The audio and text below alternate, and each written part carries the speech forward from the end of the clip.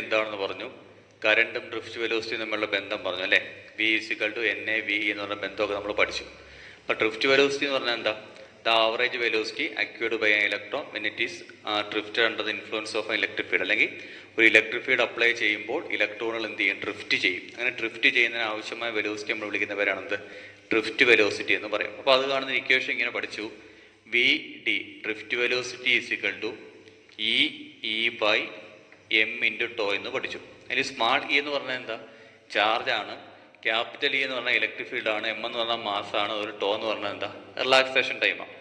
രണ്ട് successive collision എടുക്കുന്ന ടൈമാണ് എന്തെന്ന് പറഞ്ഞാൽ റിലാക്സേഷൻ ടൈം എന്ന് പറഞ്ഞാൽ. പിന്നെ അടുത്ത റിലേഷൻ പഠിച്ചു NAVE. I ആണ് ഇക്വേഷൻ പഠിച്ചു. I = NAVE. കറണ്ടും ഡ്രിഫ്റ്റ് വെലോസിറ്റി തമ്മിലുള്ള ബന്ധം. N എന്ന് പറഞ്ഞാൽ നമ്പർ ഓഫ് ഇലക്ട്രോൺസ് ആണ്. A എന്ന് പറയുന്നത് ഏരിയ ആണ്. V എന്ന് പറഞ്ഞു കഴിഞ്ഞാൽ എന്താണ്? ഡ്രിഫ്റ്റ് വെലോസിറ്റി ആണ്. E എന്ന് പറഞ്ഞാൽ എന്താ? Charge of electron. ഇങ്ങനെ കുറേ കാര്യങ്ങളൊക്കെയാണ് നമ്മൾ പറഞ്ഞു നിർത്തിയത്. അതുപോലെ റെസിസ്റ്റൻസ് സീരീസും പാരലും അതിൻ്റെ കളർ കോഡും റിലാക്സേഷൻ ടൈമും കാര്യങ്ങളും എല്ലാം പറഞ്ഞു. നെക്സ്റ്റ് നമുക്ക് പഠിക്കാനുള്ള ടോപ്പിക്കാണ് എന്താണ് മൊബിലിറ്റി. മൊബിലിറ്റി എന്ന് വെച്ച് കഴിഞ്ഞാൽ എന്താണ് മൊബിലിറ്റി എന്ന് വെച്ച് കഴിഞ്ഞാൽ നോക്ക്. മൊബിലിറ്റി ഈ ഡ്രിഫ്റ്റ് വെലോസിറ്റി എന്ന് പറയുന്ന സാധനം ഉണ്ടല്ലോ, പ്രപ്പോർഷണൽ ടു ഇലക്ട്രിക് ഫീൽഡാണ്. ഡ്രിഫ്റ്റ് വെലോസിറ്റി എന്ന് പറഞ്ഞാൽ പ്രപ്പോർഷണൽ ടു ഇലക്ട്രിക് ഫീൽഡാണ്. മീൻസ് ഇലക്ട്രിക് ഫീൽഡ് ഇൻക്രീസ് ചെയ്യുമ്പോൾ ഡ്രിഫ്റ്റ് വെലോസിറ്റി കൂടും. കാരണം എന്താ? നമ്മൾ കൂടുതൽ ഇലക്ട്രിക് ഫീൽഡ് കൊടുക്കുമ്പോൾ ആ ഇലക്ട്രോണുകൾ എന്ത് ചെയ്യും? പെട്ടെന്ന് ആ ഇലക്ട്രിക് ഫീൽഡ് ഇൻഫ്ലുവൻസിൽ എന്ത് ചെയ്യുന്നു? അവിടെ നിന്ന് ഡ്രിഫ്റ്റ് ചെയ്യുന്നു. ഇലക്ട്രിക് ഫീൽഡ് കുറയുമ്പോഴോ ഇലക്ട്രോണിൻ്റെ ഡ്രിഫ്റ്റിങ് കുറയും. മീൻസ് എന്താ? ഡ്രിഫ്റ്റ് വെലോസിറ്റി അവിടെ കുറയുന്നു. അപ്പോൾ നമുക്ക് എന്ത് ചെയ്യാൻ പറ്റും? ഈ VD = നമുക്കൊരു കോൺസ്റ്റന്റ് കൊണ്ട് മൾട്ടിപ്ലൈ ചെയ്യാം. എ കോൺസ്റ്റന്റ് μ × E എന്ന് എഴുതാം. VD = അങ്ങനെ എഴുതാം. എ കോൺസ്റ്റന്റ് μ × E എന്ന് എഴുതാം. ആ മ്യൂവിനെ നമ്മൾ വിളിക്കുന്ന പേരാണ് മൊബിലിറ്റി എന്ന് പറയും. മ്യൂവിനെ വിളിക്കുന്ന പേരാണ് മൊബിലിറ്റി. നമുക്ക് μ അങ്ങനെ എഴുതാം. μ = VD എന്നോ V എന്നോ കൊടുക്കാം. ബൈ എന്താ? E എന്ന് എഴുതാം. ഡ്രിഫ്റ്റ് വെലോസിറ്റി പെർ ഇലക്ട്രിക് ഫീൽഡിനെ നമുക്ക് എന്ത് പറയാൻ പറ്റും? മൊബിലിറ്റി എന്ന് പറയുവാനായിട്ട് പറ്റും. ഡ്രിഫ്റ്റ് വെലോസിറ്റി എന്തുകൊണ്ട് ഡിവൈഡ് ചെയ്യുന്നു? ഇലക്ട്രിക് ഫീൽഡ് കൊണ്ട് ഡിവൈഡ് ചെയ്ത് കഴിഞ്ഞാൽ നമുക്ക് എന്ത് പറയാൻ പറ്റും? അതിനെ മൊബിലിറ്റി എന്ന് പറയുവാനായിട്ട് പറ്റും. ഓക്കെ ആണല്ലോ. ഇനി ആ മൊബിലിറ്റി കാണുന്ന ഒരു ഇക്വേഷൻ നമുക്ക് നോക്കണം. അല്ലെങ്കിൽ മൊബിലിറ്റി എങ്ങനെ നമുക്ക് കറണ്ടുമായിട്ട് ടൈം ചെയ്തിൽ എങ്ങനെ കൊണ്ടുവരാം? മൊബിലിറ്റിയും കറണ്ടും തമ്മിലുള്ള ബന്ധം നമുക്കൊന്ന് നോക്കാം. അപ്പോൾ മൊബിലിറ്റി ഓക്കെയാണ്. അപ്പോൾ ഇനി നമ്മൾ ചെയ്യാൻ പോകുന്നത് വെച്ച് കഴിഞ്ഞാൽ കറണ്ട് കാണുന്ന ഇക്വേഷൻ I = NAVE ആണ് കറണ്ട് കാണുന്ന ഇക്വേഷൻ.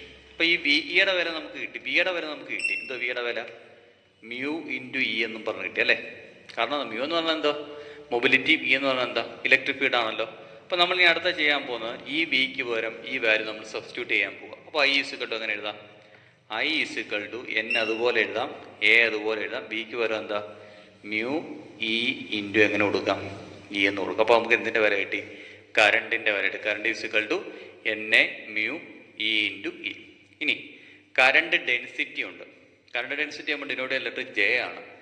കറണ്ട് ഡെൻസിറ്റി എന്ന് വെച്ച് കഴിഞ്ഞാൽ കറണ്ട് പെർ യൂണിറ്റ് ഏരിയ. കറണ്ടിനെ യൂണിറ്റ് ഏരിയ കൊണ്ട് ഡിവൈഡ് ചെയ്യുമ്പോൾ നമുക്ക് എന്ത് കിട്ടും?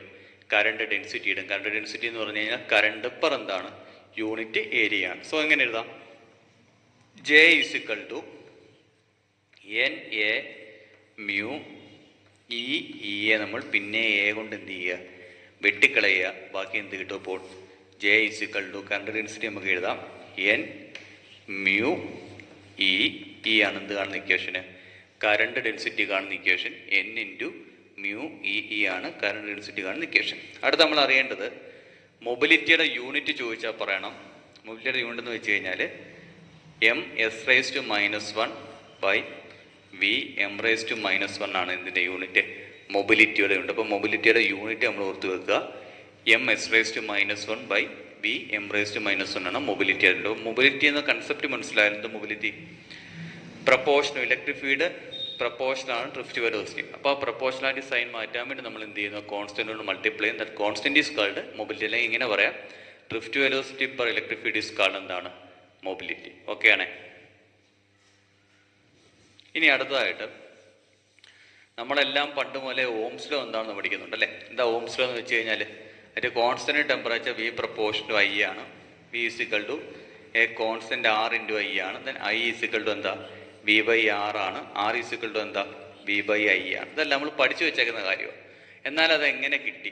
അതിൻ്റെ ഡിഡക്ഷൻസ് 8-9 ക്ലാസ്സുകളിലൊക്കെ നമ്മൾ പഠിച്ചു വെച്ചിരിക്കുന്ന ഓംസ് ലോ എന്ന് പറയുന്ന സാധനം എങ്ങനെ കിട്ടി, അതിൻ്റെ ഡിഡക്ഷനാണ് നമ്മൾ പഠിക്കാൻ പോകുന്നത്. ആ സെക്ഷൻ്റെ പേരാണ് ഡിഡക്ഷൻസ് ഓഫ് ഓംസ് ലോ എന്ന് പറയുക. ഓംസ് ലോ നമുക്ക് എങ്ങനെ ഡെഡ്യൂസ് ചെയ്യാം, എങ്ങനെ ഡിഡക്റ്റ് ചെയ്യാം നോക്കാം.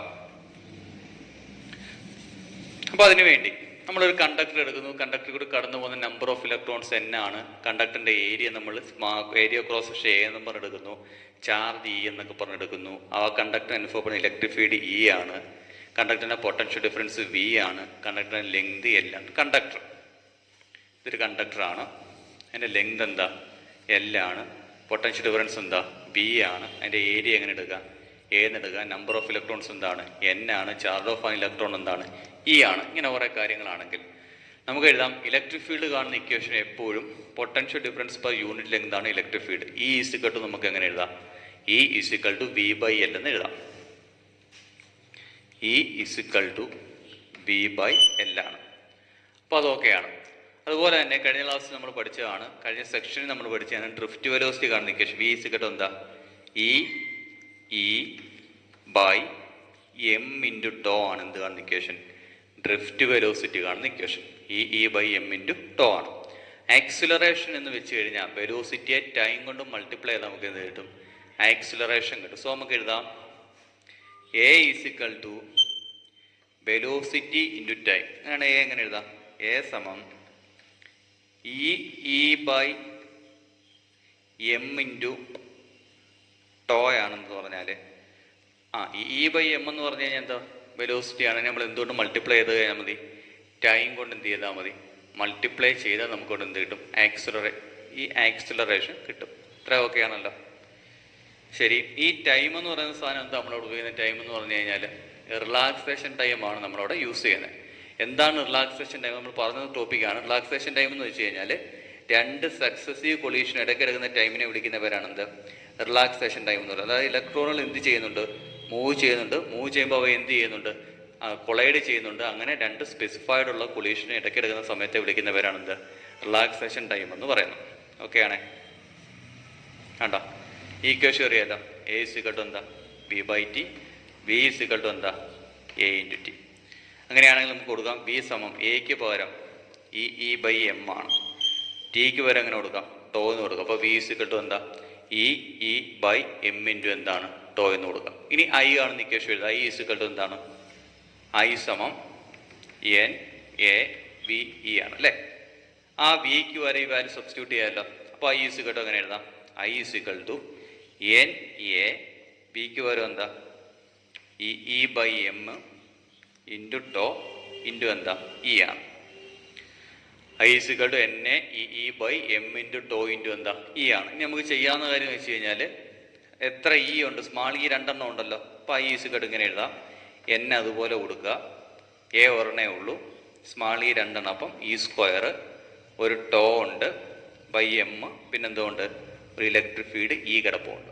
ഇനി നമ്മൾ ചെയ്യാൻ പോകുന്നത് ഇലക്ട്രിക് ഫീൽഡ് കാണുന്ന ഇക്വേഷൻ നമ്മൾ ആദ്യമേ എഴുതി വെച്ചിട്ടുണ്ട്. E ഈസിക്കൽ ടു എന്താണ്? E സമം V/L ആണ്. അപ്പോൾ നമ്മൾ ആ വാല്യൂ എന്ത് ചെയ്യുക? ഇലക്ട്രിക് ഫീൽഡ് സബ്സ്റ്റിറ്റ്യൂട്ട് ചെയ്യുക. അന്നേരം നമുക്ക് ഇക്വേഷൻ എങ്ങനെ എഴുതാം? I is equal to NaE² to L/m ഉണ്ടല്ലോ. N ഉണ്ട്, A ഉണ്ട്, E² ഉണ്ട്, ടോ /m ഉണ്ട്, E ഉണ്ടല്ലോ. Eക്ക് വരെ എന്ത് ചെയ്യുക? V/L എന്ന് കൊടുക്കുക. Eക്ക് വരെ സബ്സ്റ്റിറ്റ്യൂഷൻ V/L എന്ന് കൊടുക്കുക. ബാക്കി നോക്കിയേ. I സമം NaE² ടോ V/ml എന്ന് കിട്ടി. അല്ലെ? N എന്ന് പറഞ്ഞാൽ എന്താ? നമ്പർ ഓഫ് ഇലക്ട്രോൺസ് ആണ്. അതെപ്പോഴും എന്താ? കോൺസ്റ്റന്റ്, അത് മാറുന്നില്ല. A എന്ന് പറഞ്ഞാൽ ആ സ്പെസിഫൈഡ് ആ ഏരിയ ആണ്. അവ എന്ത് ചെയ്യുന്നില്ല? ചേഞ്ച് ചെയ്യുന്നില്ല. E എന്ന് പറഞ്ഞാൽ എന്താ? ചാർജ് ഓഫ് ഇലക്ട്രോൺ 1.6 × 10⁻⁻90 ആണ്. അത് ചേഞ്ച് ചെയ്യുന്നില്ല. ടോ എന്ന് പറഞ്ഞു കഴിഞ്ഞാൽ ഇലക്ട്രോണിന്റെ കൊളീഷനാണ്, സക്സസീവ് കൊളീഷനാണ്. അതിന് ചേഞ്ച് ഇല്ല. M എന്ന് പറഞ്ഞാൽ മാസാണ്, അത് ചേഞ്ച് ചെയ്യുന്നില്ല. L എന്ന് പറഞ്ഞാൽ ലെങ്ത്. ഇത്രയും കാര്യങ്ങൾ എന്ത് ചെയ്യുന്നില്ല? അതിനൊന്നും യാതൊരു ചേഞ്ചും ഇല്ല. ചേഞ്ച് എന്തിനു മാത്രം വരാം? പൊട്ടൻഷ്യലിന് മാത്രമേ ചേഞ്ച് ഉണ്ടാവത്തുള്ളൂ. സോ നമുക്ക് എഴുതാം I എന്ന് പറഞ്ഞാൽ ആണ്ട് ഇത്രയും ടേമുകളുണ്ടല്ലോ. ഇതിന് പകരം നമ്മൾ കോൺസ്റ്റന്റ് എന്ന് കൊടുക്കാം. എ കോൺസ്റ്റന്റ് ഇൻറ്റു എന്താ? V. I is equal to a constant into V. മനസ്സിലായല്ലോ? That is I proportional to എന്താ? V. I proportional to V. V proportional to I ആണെങ്കിൽ പ്രപ്പോർഷണാലിറ്റി കോൺസ്റ്റന്റ് 6 ആണ്. എന്നാൽ I പ്രപ്പോർഷണൽ V ആയതുകൊണ്ട് proportionality constant എന്ന് പറഞ്ഞാൽ 1/r ആണ്. 1/r ഇൻറ്റു വി എന്ന് എഴുതാം. Is equal to 1/r into P. ഇതിൽ നമുക്ക് ആറിന്റെ വില എഴുതാമല്ലോ. 1/rന്റെ വില എങ്ങനെ എഴുതാം? 1/r is equal to N A E square to by M L ആണ് 1/rന്റെ വില. എന്തിന്റെ വില? 1/r. അങ്ങനെയാണ് ആർ എങ്ങനെ എഴുതാം? ആർ ഇസിക്കൽ ടു തിരിച്ചിട്ടാൽ മതി M L by N A E square tau ആണ് റെസിസ്റ്റൻസിന്റെ വില. ഇതാണ് ആറിന്റെ വില. എം എന്ന് പറയുമ്പോൾ mass, length, number of electron, area, charge of electron and relaxation time. ഇനി റെസിസ്റ്റിവിറ്റി ടൈമിൽ നോക്കിയേ. റെസിസ്റ്റിവിറ്റി കാണുന്ന ഇക്വേഷൻ ആർ ഈക്വൽ ടു എന്തായിരുന്നു? ആർ സമം rho into L by A അല്ലേ? ആർ ഈക്വൽ ടു എന്താണ്? Rho into L by A. ആറിന്റെ വില ഇപ്പൊ നമുക്ക് കിട്ടിയല്ലോ. എന്തു ആറിന്റെ വില? M L by N A E square tau ആണ് ആറിന്റെ വില. Equal to rho into L by A. വെട്ടിക്കളയണ്ടല്ലോ, വെട്ടിക്കളയാലോ. എയും എയും വെട്ടിക്കളയാം, ഒരു എല്ലും എല്ലും വെട്ടിക്കളയാം. ബാക്കി റെസിസ്റ്റിവിറ്റിയുടെ വില എന്ത് കിട്ടി? Resistivity rho equal to M മോളി കിടപ്പുണ്ട് ബൈ എന്താ? N E square tau. ഇതാണ് എന്തിന്റെ വാല്യൂ? റെസിസ്റ്റിവിറ്റിയുടെ വാല്യൂ. അപ്പൊ നമുക്ക് റെസിസ്റ്റൻസും കിട്ടി, റെസിസ്റ്റിവിറ്റിയും കിട്ടി. ജസ്റ്റ് ഞാൻ പെട്ടെന്ന് പറഞ്ഞുതരാം എളുപ്പത്തിന് വേണ്ടി. ഒന്നും ചെയ്യേണ്ട. ആദ്യം നമ്മൾ എന്ത് ചെയ്യുക? ഇലക്ട്രിക് ഫീൽഡ് ഇ എഴുതി വെക്കുക. ഇ ഈക്വൽ ടു നമുക്ക് എങ്ങനെ എഴുതാം? ഇ സമം വി ബൈ എൽ ആണ്. കണ്ടോ?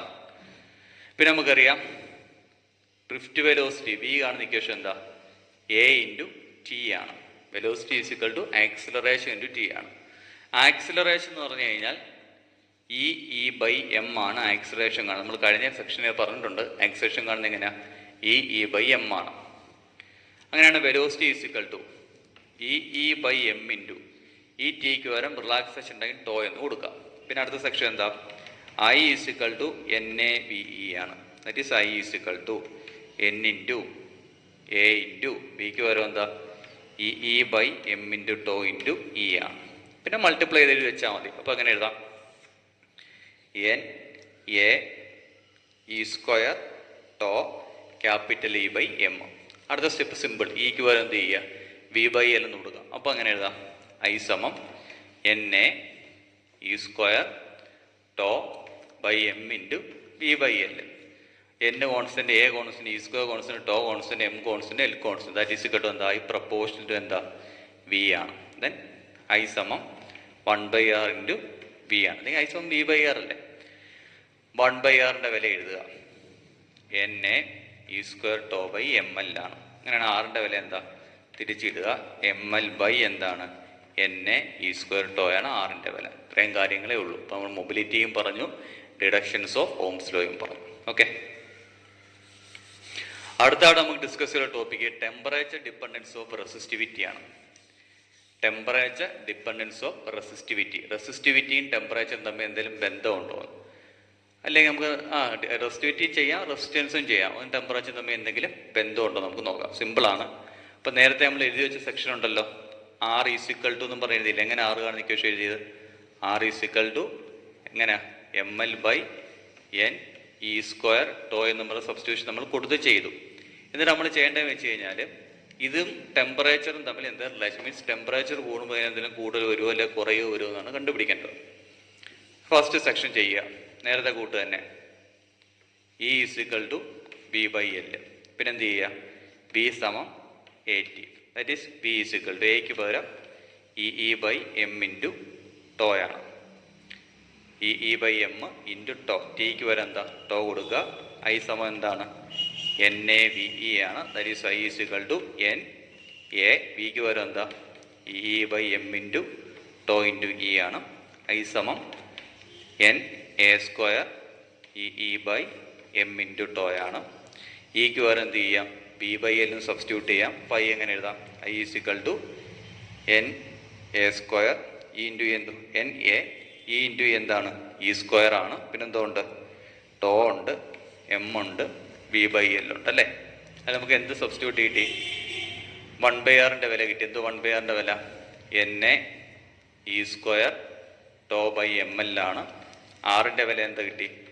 M L by NaE² two. നിങ്ങൾ ഈ വാല്യൂ കാണാൻ പഠിച്ചു വെച്ചാൽ നമുക്ക് ഇത്രയും ചെയ്യേണ്ട കാര്യമൊന്നുമില്ല, ജസ്റ്റ് ആ വാല്യൂ അറിഞ്ഞിരുന്നാൽ മാത്രം മതി. ഇനി നമ്മൾ നോക്കേണ്ടത് ടെമ്പറേച്ചർ ഡിപ്പെൻഡൻസ് ഓഫ് റെസിസ്റ്റൻസ് ആണ്. M കോൺസ്റ്റൻറ്റാ, Lഉം കോൺസ്റ്റൻറ്റാ, Nഉം കോൺസ്റ്റൻറ്റാ, A കോൺസ്റ്റൻറ്റാ, E കോൺസ്റ്റൻറ്റ്, ഇതിനൊന്നും യാതൊരു വ്യത്യാസവും ഇല്ല. അപ്പം നമുക്ക് എഴുതാം R പ്രപ്പോർഷണൽ ടു 1/τ ആണ്. കണ്ടോ, ടോ എന്ന് പറഞ്ഞാൽ എന്താ, റിലാക്സേഷൻ ടൈം. അത് കൂടുമ്പോൾ റെസിസ്റ്റൻസ് എന്ത് ചെയ്യും, കുറയും. അത് കുറയുമ്പോൾ റെസിസ്റ്റൻസ് എന്ത് ചെയ്യും, കൂടും.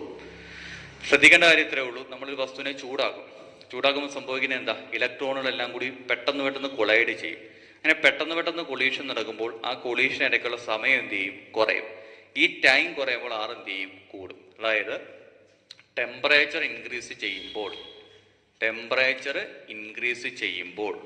കൊളീഷൻ എന്ത് ചെയ്യുന്നു, കൂടുന്നു. കൊളീഷന്റെ റേറ്റ് കൂടും, കൊളീഷൻ ഇൻക്രീസ് ചെയ്യുന്നു.